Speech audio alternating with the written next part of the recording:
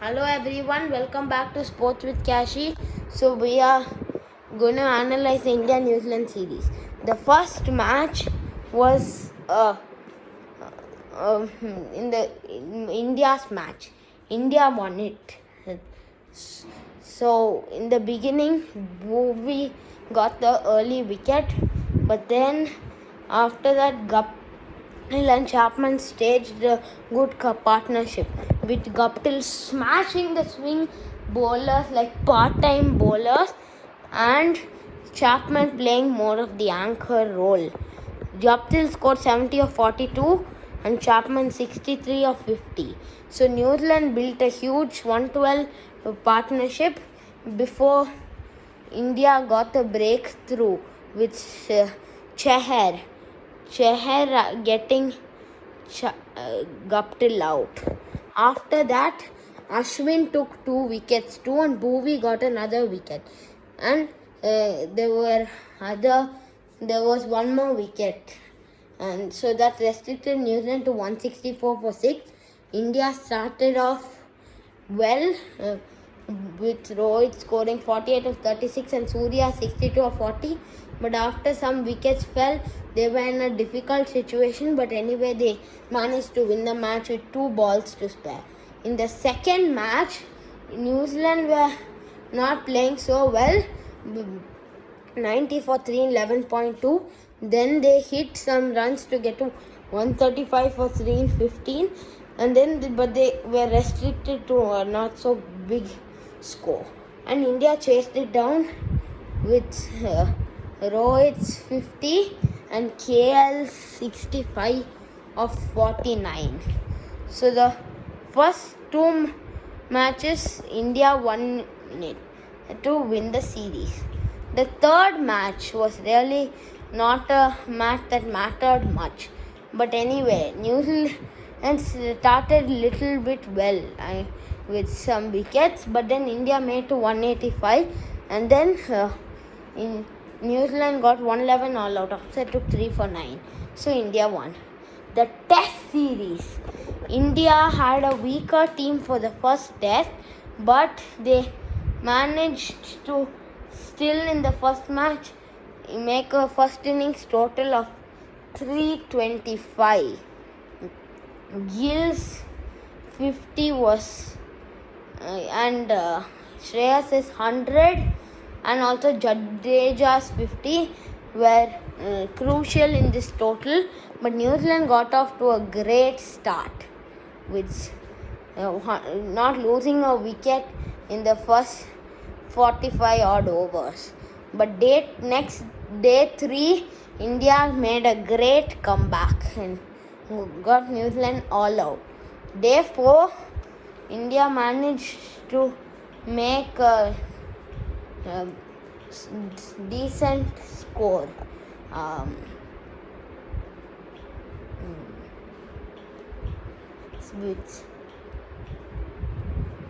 With Saha scoring 60 and Iyer again scoring 65. But in the last innings, India was bowling not so well in the first session. Second session, they took few wickets. Third session, Jaddu did very well. So India were well on course to win with 1 wicket remaining. But somehow, debutant Rachin Ravindra managed to do it for New Zealand. And then the second test was very easy peasy for India. 325 they scored with Mayank scoring 150. They got New Zealand 62 all out. Mohammad Siraj 3 wickets, Ashwin 4 wickets. Siraj was better though because it wasn't as well suited pitch for the spinners. And then in India's next innings, they managed to make a good total with of 276 for 7 declared. with Mayank again scoring 62. And then the last day of the test, they took Ashwin and Jayant 4 wickets each to get the New Zealand out early, and India won it by 372 runs, the biggest margin ever on day 4 itself. So, we are done with explaining this. So now we are going to go to the analysis part, where we'll show batting demonstrations of some techniques, and of course starting off with the T20 series, and then we'll move on to the test series.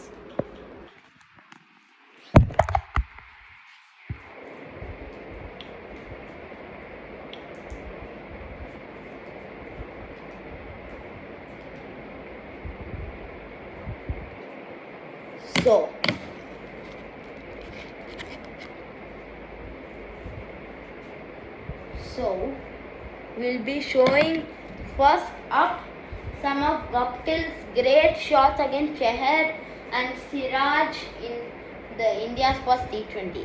I mean my cricket bat, of course.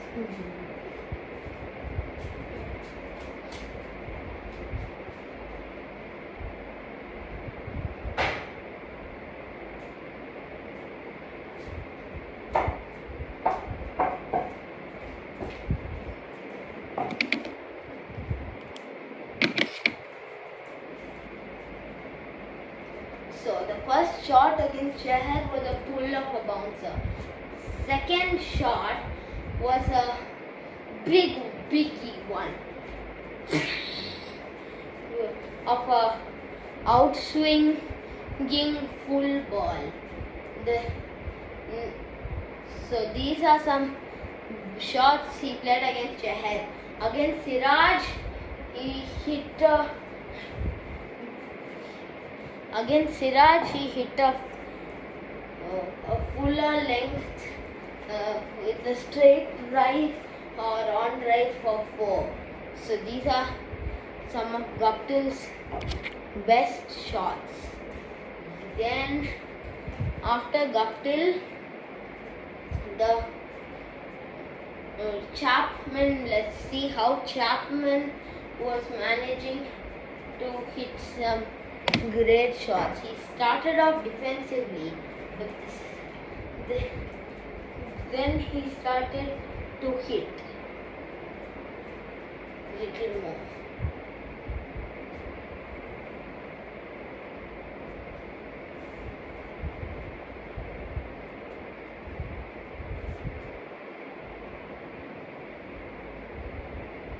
Actually, I'm wrong. Chapman didn't start off defensively.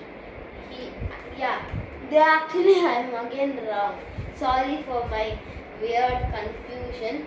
But anyway, this is Chapman's big shots against Deepak Chahar. Deepak Chahar was by far the most targeted bowler. They were hitting him every single ball. If he bowled a fuller ball, they were smashing it like this.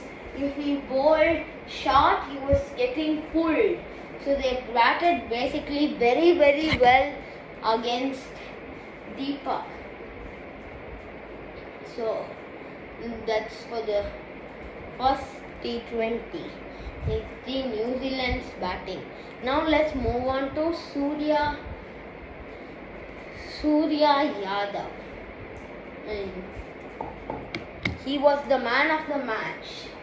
So let's look at some of his best shots and how he was whacking New Zealand's bowlers.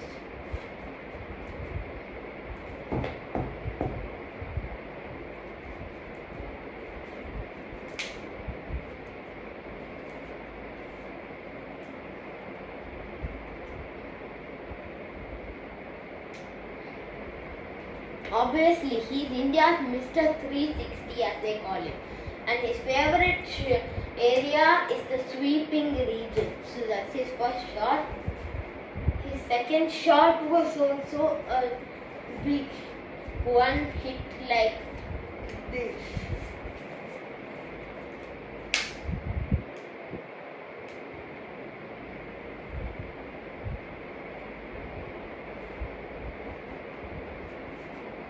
His third one was another flick. Yeah, so what we've understood out of Surya Kumar Yadav is that his favorite area in the 360 degrees is the sweeping area and the flick area. Sweep and flick seem to be his favorite shot, and he seems to be targeting the spinners little more than the pacers. Now let's move on to Rohit Sharma. In the first match, some of his areas of scoring. This is the cover region. He hit a first shot in the cover region.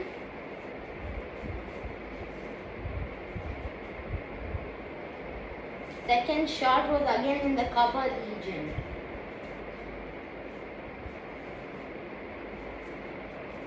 His second shot was like this.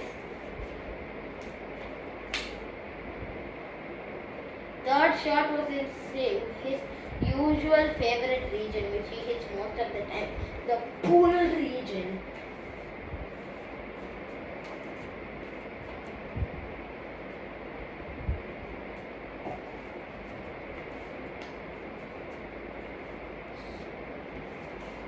He's always been liking bouncers, and in the first match he didn't only hit a bouncer for a pull, he also hit a bouncer like this behind the wicketkeeper's head for a 4. Oh, sorry, I'm seeing the match and it was the highlights they're showing ultra, it didn't touch the bats. But this is the next shot. It's a cut.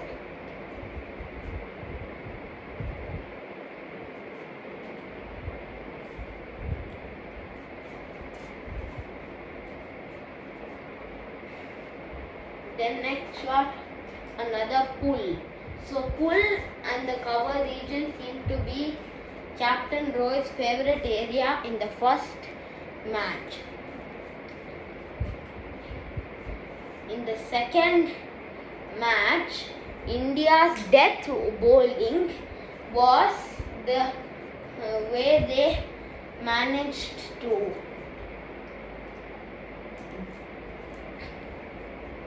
win the match. They managed to restrict New Zealand to a total mainly because of the death bowling. So we're going to see some death overs. So in the deaths, the first thing, Ashwin bowled. The first wicket, Ashwin managed to get it to spin like this. Then New Zealand will be tricked with the sweep, and then there was a fielder waiting for them. Then there were more death lines which were good. The next death wicket was Harshal's bouncer, which Phillips went for a pull, and there was a fielder again waiting to catch the pull.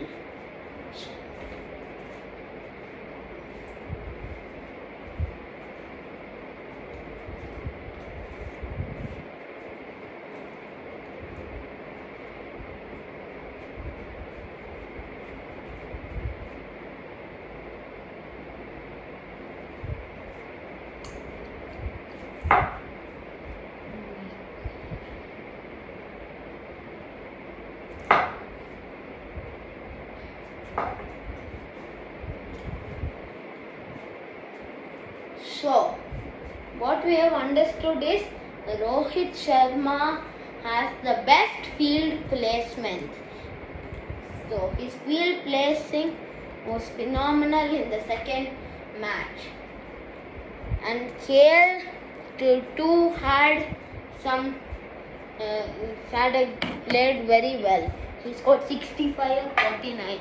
Let us see some of KL's shots. Look up a wagon wheel of KL. This straight area, I mean more towards the covers, more towards the offside. That is more towards the leg side. More towards the offside. I'm getting confused. Anyway, so the straight area more towards the offside, 10 runs. The slightly to this region were 19 runs. The covers 5 runs. The cutting region 4 runs. The sweep region 1 run. The flicking region 6 runs. The pulling region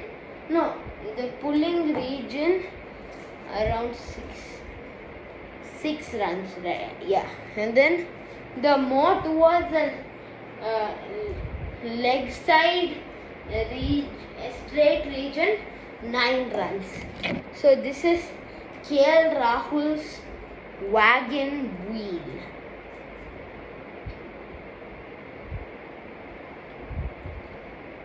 Yeah, those are KL's regions. So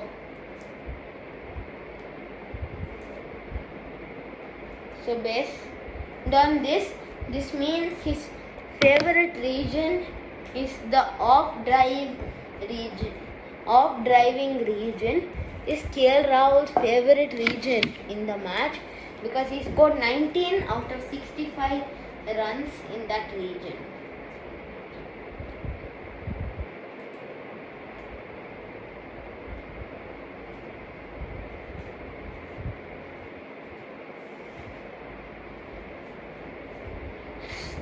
Let's not waste our time focusing on the third T20I.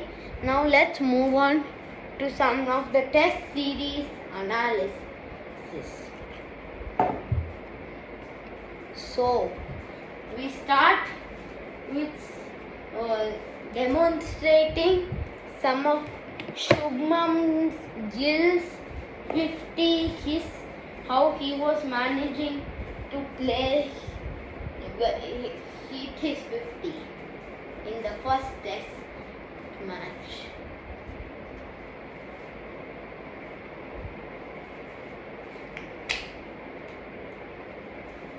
He in the beginning got lucky with an inside edge to not depart for a duck.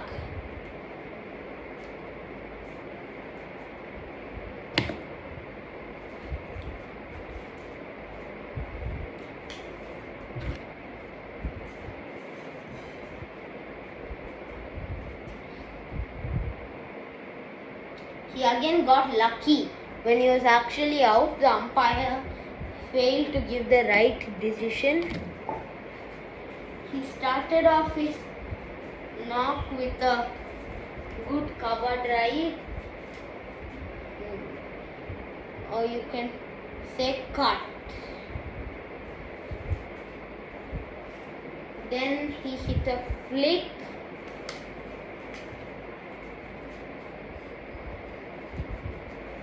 Both these shots went for boundaries.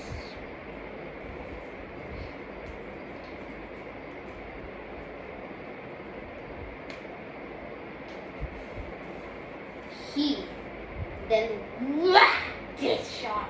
The Ajaz's spin ball for a straight 6. He went forward and smacked it in the air.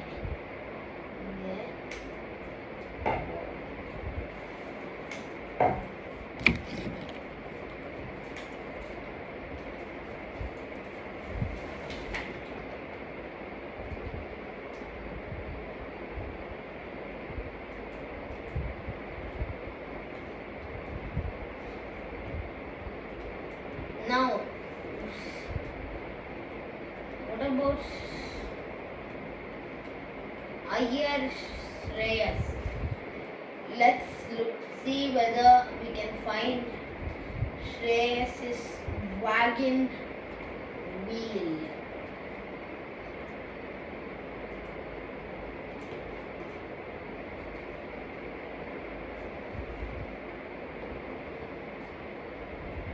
So, his favorite region is this region, which is quite rare. Normally, no one has this region as their favorite region.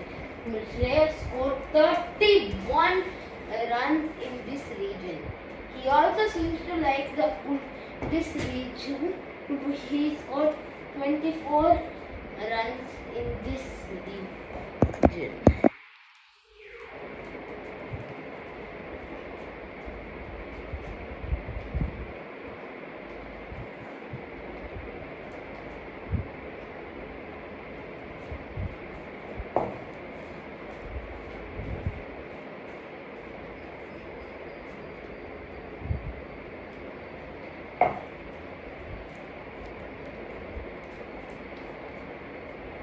So we've looked at Shreyas's 100. So his favorite shot seems to be this cut, which no one really has their favorite shot. Next, now let's look at Ravindra Jadeja's 4-wicket haul in the fourth innings, which almost got India to a victory. The first ball was a googly which managed to outfox Ross Taylor.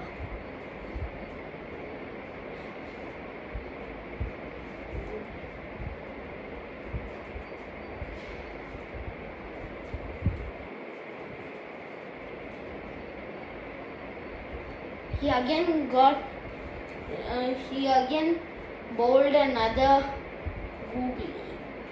These balls seem to be pitching here and going this direction of an off spinner rather than going the direction of a leg spinner. Technically, orthodox balls should be going in the direction of a leg spinner. But Ravindra Jadeja seems to be getting his wickets LBW in off-spin directions.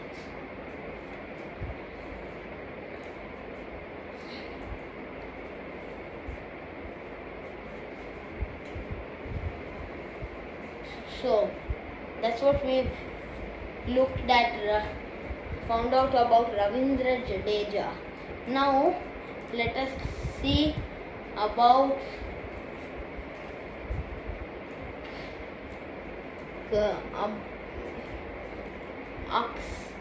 Akshar Patel's 5 for 62.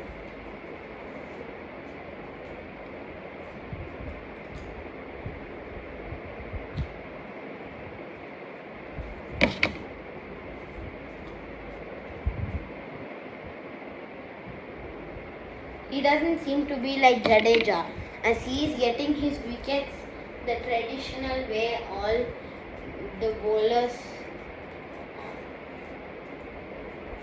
how normal orthodox bowlers should get it. He doesn't seem to be bowling the Ravindra Jadeja way.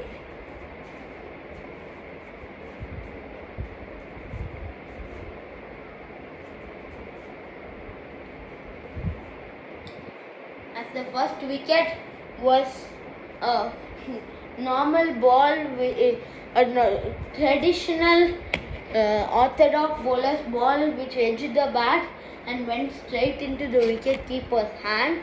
The second wicket was an LBW which went in the direction towards a left-hander. Third wicket was a ball bowled towards Rishabh Pant, which Tom Latham went forward to play and got stumped. So Akshar seems to be getting wickets the traditional orthodox way.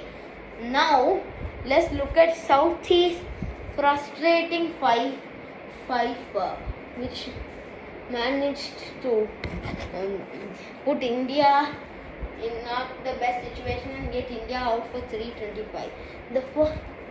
So on day 1 he took a wicket, but on day 2 was when he had his day.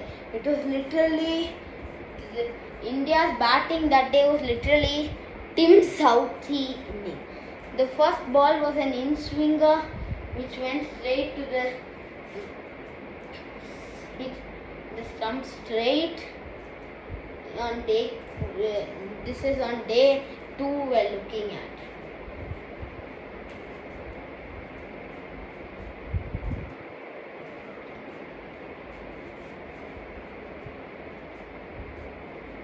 Second wicket was an in-swinger which got the edge of, went outside edge of Wriddhiman Saha's bat.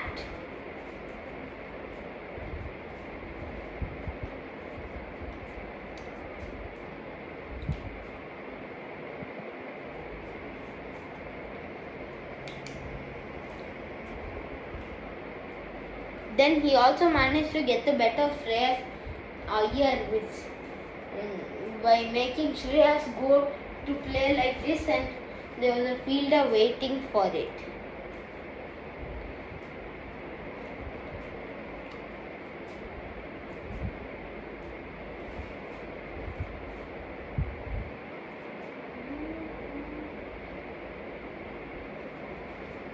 And the last wicket was an in-swinger which got the edge of Akshar's bat.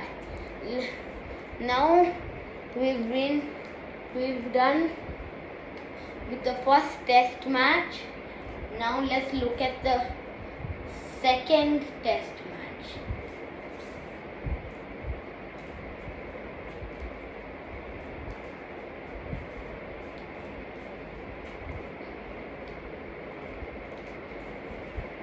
So, second test match, the hero was obviously Mayank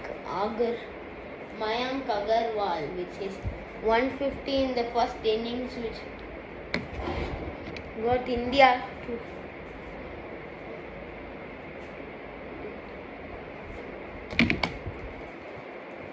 great score. Let's see the wagon wheel.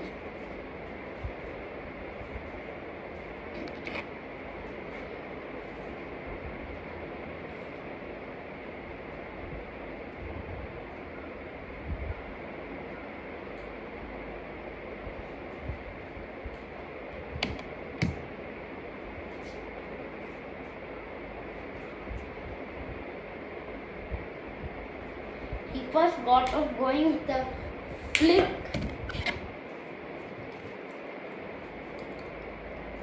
He was smacking Ajaz for sixes.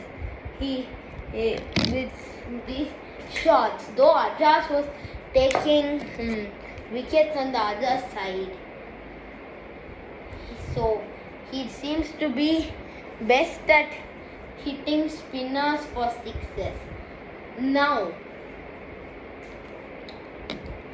let's look at Ajaz's lines and length. Let me find the paper.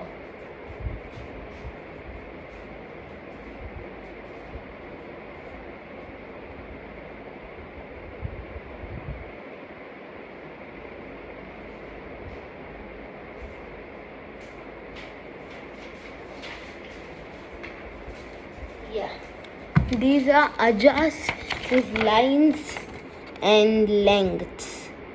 Most seem to be in the fuller region, or if you want, you can call it slot regions. So yeah, this Ajaz's 10 wicket haul, what he was doing. Ashwin was also bowled very well. Siraj managed to take 3 wickets in the beginning, though the pitch didn't suit him so much. So that was Siraj was the bright spot of New Zealand's batting. Siraj's wicket was an in-swinger which managed to get an edge and go to the fielder. The second was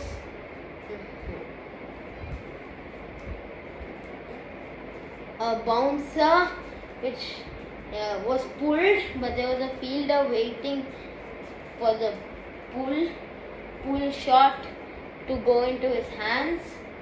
And the last wicket Siraj got was an in-swinger which maxed the stump and the stumps fell down. So those are Siraj's wickets. Bye for now. The next analysis will be on the South Africa series. Sorry if this video is too long. Hope you enjoyed it though.